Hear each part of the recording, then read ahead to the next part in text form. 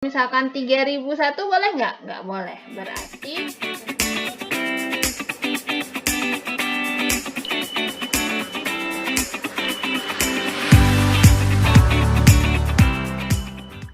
Assalamualaikum, halo adik-adik, ketemu lagi dengan Kak Opi. Pada video kali ini kita akan melanjutkan materi tentang peluang.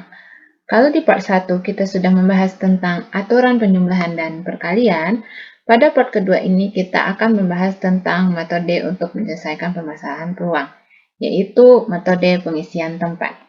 Gimana sih tentang metode pengisian tempat itu? Yuk kita langsung aja bahas di videonya. Masih ingat kan kemarin tentang aturan perkalian? Jika terdapat beberapa pilihan peristiwa dan semua peristiwa itu harus terjadi dalam satu waktu, maka kita menggunakan aturan perkalian. Kemarin contohnya kita pakai ini ya, Sinta harus berpakaian seragam lengkap menggunakan sepatu dan kaos kaki.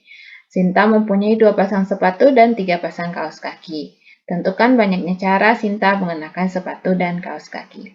Karena ada 2 pilihan peristiwa yaitu sepatu dan kaos kaki, dan Sinta harus mengenakan sepatu dan kaos kaki dalam waktu bersamaan, maka kita menggunakan aturan perkalian yaitu 2 kali 3.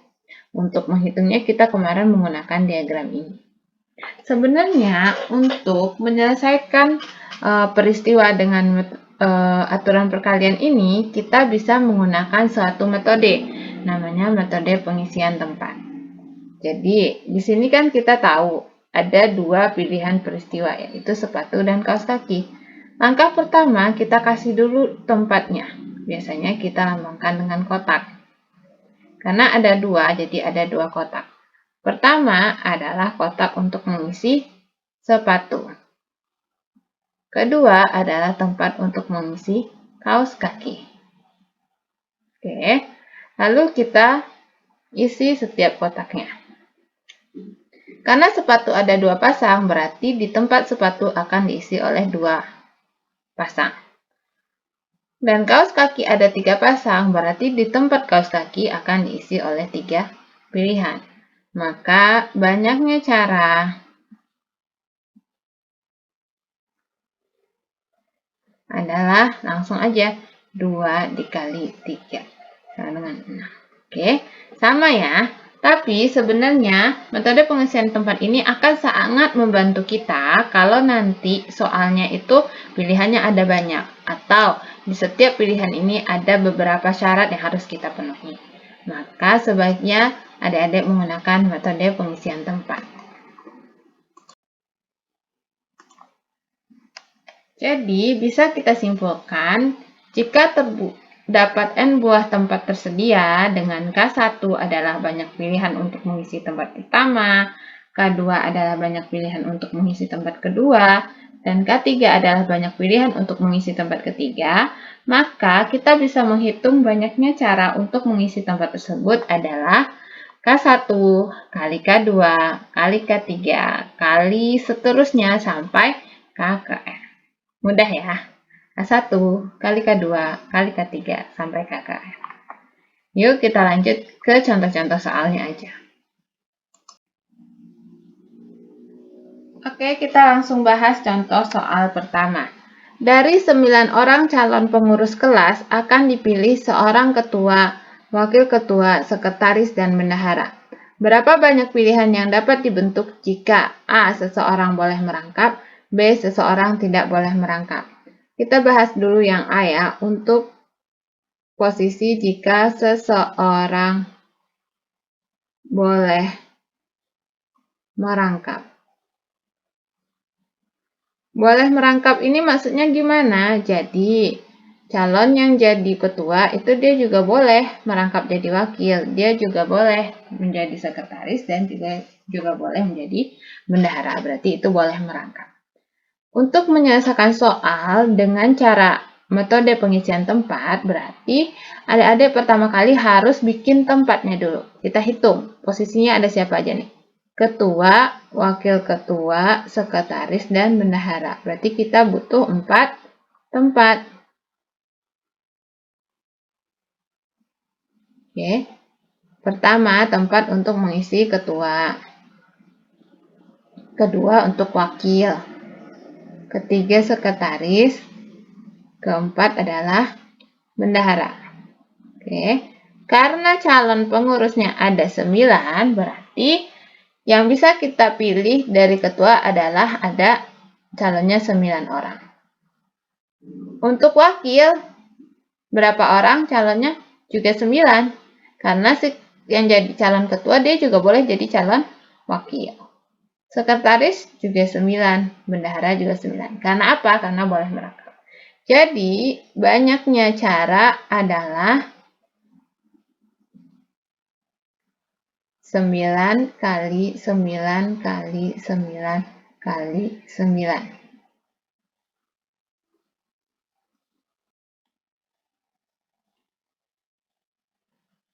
Jadi berapa tuh? 9 kali 9 kali 9 kali 9. Ada 6.561 cara. Oke, jadi untuk seseorang boleh merangkap itu bisa dipilih dengan cara 6.561 cara. Sekarang, kalau seseorang tidak boleh merangkap,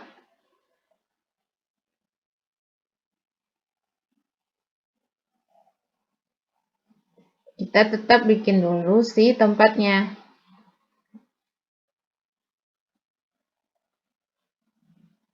Ada 4 tempat ya tadi, yaitu ketua, wakil, sekretaris, dan bendahara.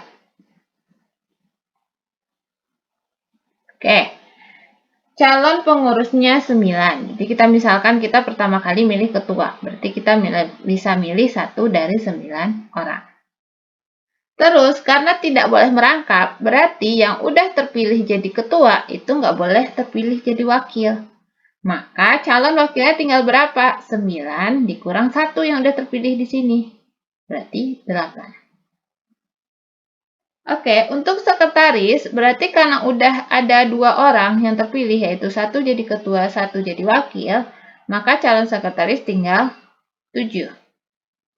Oke, sekarang udah 3 nih yang kepilih. Ketua 1, wakil 1, sekretaris 1. Jadi, calon untuk yang bisa dipilih jadi bendahara ada berapa? Tinggal 6 orang. Maka, banyaknya cara adalah tinggal dikalikan aja. 9 kali 8 kali 7 kali 6. Sama dengan 3024 cara. Jadi kelihatan ya bedanya. Kalau seseorang boleh merangkap, itu semua orang, semua calon boleh mengisi setiap tempat. Maka 9 kali 9 kali 9 kali 9.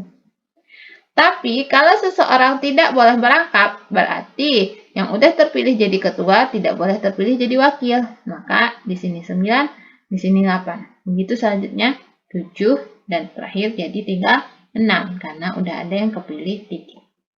Oke, semoga makin paham ya. Sekarang kita lanjut contoh soal kedua. Dari 6 buah angka 1, 2, 3, 4, 5, dan 6 akan disusun suatu bilangan ganjil yang terdiri atas 3 angka. Berapa banyaknya bilangan yang dapat disusun jika tiap bilangan tidak boleh memiliki angka yang sama? Oke, ini soalnya agak banyak syaratnya. Pertama, tetap. Step 1, kita bikin dulu tempatnya. Karena dia bilang terdiri atas 3 angka, berarti ada 3 tempat. Oke, angka pertama, angka kedua, angka ketiga. Kita bahas syaratnya satu-satu. Dia bilang, bilangan ganjil. Bilangan ganjil berarti angka paling terakhir atau satuannya berarti cuma boleh angka 1, 3, dan 5. Oke, boleh nggak kalau angka terakhirnya 2, 4, 6? Nggak boleh, itu nanti jadinya bilangan genap. Maka kita tulis, di tempat satuan itu, ini kan ratusan. Ini puluhan, Ini satuan ya. Dari 6 angka ini, untuk satuan hanya boleh kepilih 1, 3, dan 5. Berarti 3 angka. Lalu, syarat yang kedua adalah tidak boleh memiliki angka yang sama. Berarti kalau di satuan sudah terpilih, misalkan satu angka 1, berarti di puluhan tinggal berapa angka yang bisa kita pilih? Dari 6 angka sudah terpilih 1, berarti tinggal 5. Di ratusan, karena kita udah memakai 2 angka, 1 untuk satuan dan 1 untuk puluhan, maka tinggal 4 angka yang bisa kita pilih. Oke, jadi banyaknya cara adalah 4 kali 5 kali 3. Berarti ada berapa cara? Ada 60 cara.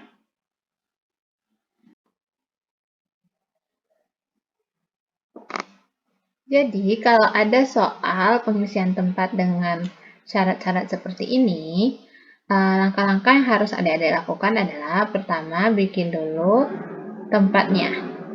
Oke, bikin dulu kotak-kotaknya. Lalu, step keduanya adalah isi tempat yang memiliki syarat. Seperti contoh di sini ya, dia syaratnya apa? Bilangan ganjil. Maka kita isi dulu tempat di satuan, karena bilangan ganjil itu ditentukan pada satuannya. Lalu, lihat apakah boleh berulang atau tidak. Oke, kalau boleh berulang, berarti tempat lainnya bisa kita isi dengan jumlah angka yang disediakan. Tapi kalau tidak boleh berulang, maka kita harus kurangin 1 per 1, seperti ini. Oke, gimana? Sudah lebih jelas ya, makin banyak soal, makin banyak variasi, maka ada langkah-langkah tertentu yang harus kita lakukan juga.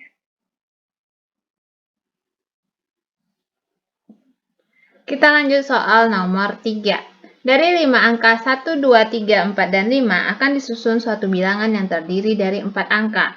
Berapa banyak bilangan yang dapat disusun jika A. Nilainya harus lebih dari 2000 dan tidak boleh ada perulangan angka, B. Nilainya kurang dari 3000 dan angka boleh berulang. Nah, ini kita coba jawab dulu ya yang A. Nilainya lebih dari 2000. Tidak boleh berulang.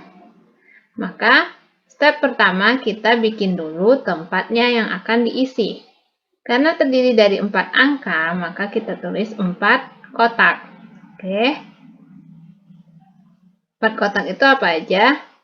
Ini angka ribuan, ratusan, puluhan, terakhir apa? Satuan. Oke, syaratnya apa? Syaratnya adalah harus lebih dari 2000. Kalau lebih dari 2000 itu berapa aja sih? 2001 itu lebih dari 2000 kan?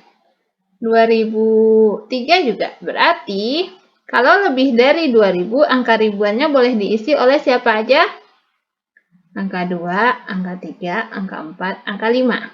Angka 1 boleh nggak? Nggak boleh. Kalau depannya 1 kan masih 1000-an ya. Jadi itu kecil dari 2000. Maka di ribuan ini angka yang boleh diisi hanya 4. Angka 2, angka 3, angka 4, angka 5. Oke. Syarat yang kedua katanya dia tidak boleh berulang angkanya. Maka kalau misalkan di sini kita udah pakai satu angka, misalkan angka 3. Di ratusan boleh lagi nggak kita pakai angka 3? Nggak boleh, karena udah dipakai di angka ribuan. Maka, kalau jumlah angkanya ada berapa nih? 1, 2, 3, 4, 5, dan satu angka sudah dipakai di ribuan, maka sisa di sini yang bisa dipakai ada berapa angka? 4. 5 kurang 1 ya 4. Nah, sekarang udah kepake 1 di ribuan, 1 di ratusan. Di puluhan berapa? Tinggal pilihannya 3. Dan di satuan 2. Maka banyaknya cara adalah 4 kali 4 kali 3 kali 2. Ada 96 cara. Oke.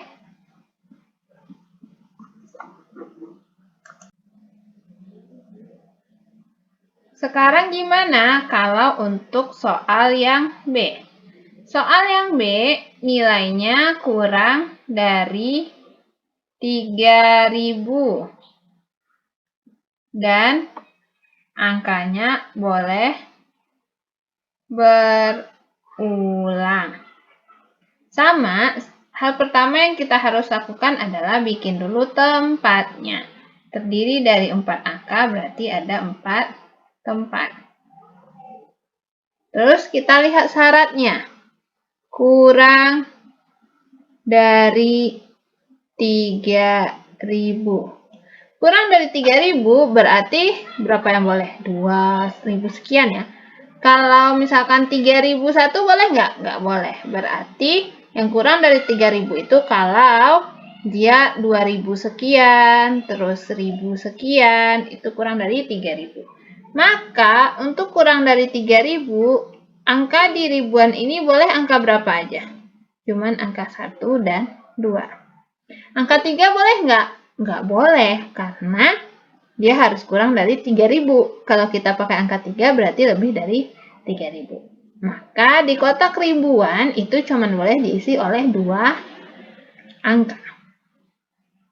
Lalu syarat yang kedua dia bilang boleh berulang.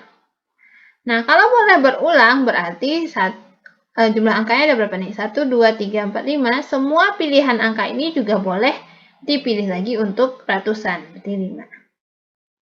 Kelimanya boleh nggak dijadiin satuan? Boleh, karena dia boleh berulang. Begitupun dengan satuan. Maka jumlah caranya adalah 2 kali 5 kali 5 kali 5. Berarti ada 250 cara. Sampai sini bisa dibedain ya. Jadi tetap bikin dulu tempatnya, lalu isi tempat yang memiliki syarat, baru isi tempat berikutnya. Jadi dari penjelasan dan beberapa contoh soal tadi bisa kita simpulkan bahwa kita bisa menyelesaikan soal aturan perkalian dengan menggunakan metode pengisian tempat. Hal yang harus kita perhatikan dalam metode pengisian tempat adalah pertama, kita tulis dulu tempatnya. Misalkan tempatnya ada berapa? Ada 2, 3, atau 4 kotak yang harus diisi. Lalu isi tempat yang memiliki syarat terlebih dahulu. Jadi seperti tadi ya, misalkan harus bilangan ganjil, berarti kita isinya satuannya dulu. Atau harus lebih dari 3000, maka kita isi ribuannya dulu, tergantung kondisi soal. Dan yang terakhir adalah cek apakah tempat itu boleh diisi oleh pilihan secara berulang atau tidak.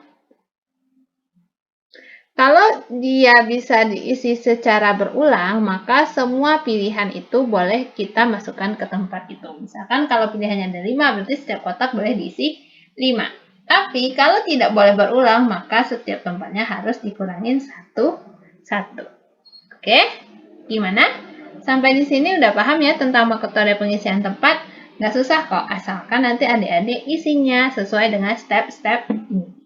Kalau masih ada pertanyaan, atau kalau ada soal yang adik-adik nggak bisa jawab atau pengen kita bahas, silahkan langsung komen atau kirim di DM. Nanti kakak usahakan bikin video untuk pembahasannya.